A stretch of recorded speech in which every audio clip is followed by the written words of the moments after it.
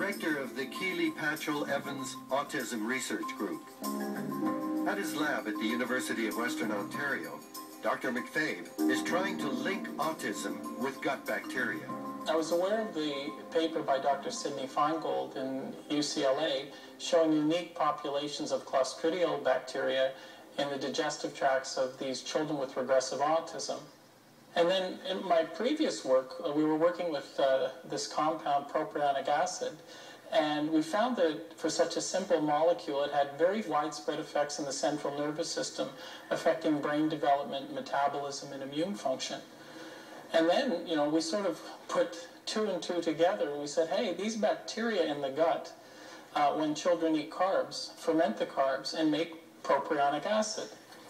And in addition, some of the foods that these children craved, in addition to being high carb, did in fact contain propionic acid as a food preservative.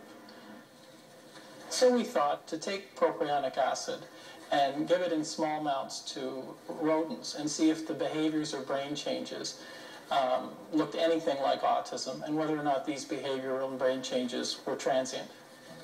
Dr. McFabe's control subjects exhibit typical behavior. Rats are highly social animals. They greet by sniffing nose to tail and interact as they explore their surroundings. But when a propionic acid solution is introduced, this all changes.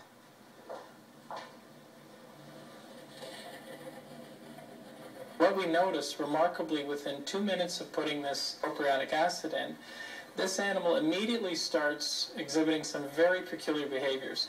Obviously, he's hyperactive and moving very quickly, and then repetitive behaviors. Here you see an abnormal posture of walking with a hunchback. And it's an unappreciated part of autism in that patients often have toe walking, abnormal posturing, arched back.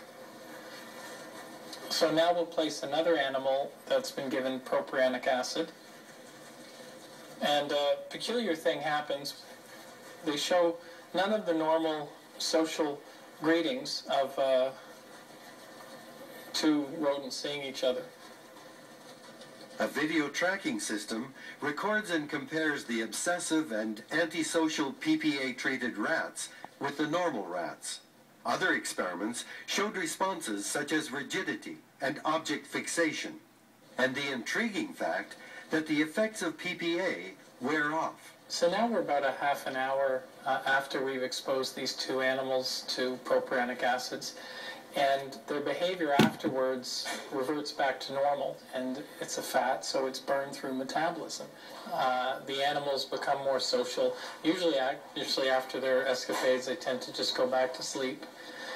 So again, we have a reversibility of hyperactivity and a reversibility of social behavior. The autistic-like behavior of PPA-treated rats was compelling.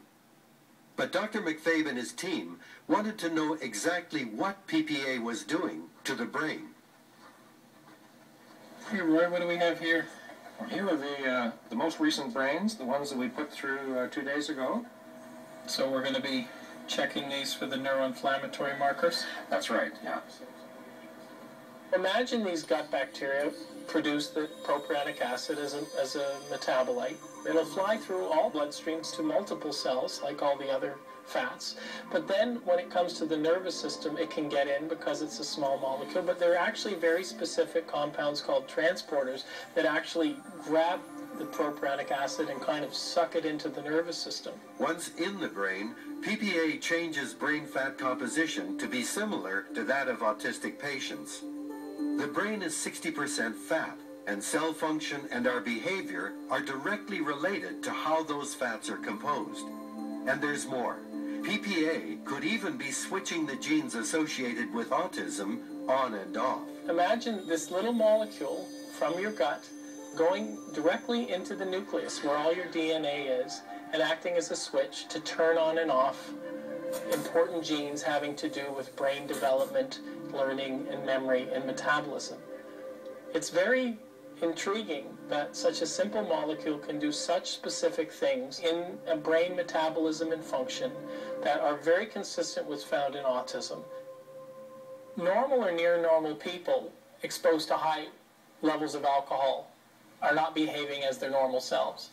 And by analogy, I think normal or near normal children exposed to high levels of propionic acid, gut bug metabolites, are not themselves. By removing the propionic acid, by either getting rid of the bug that makes it, not feeding the bugs that are there, healing the gut, or using compounds that help break it down, that will be the approach of treating this disease. So is it possible that gut bacteria research might give us new treatments for autism?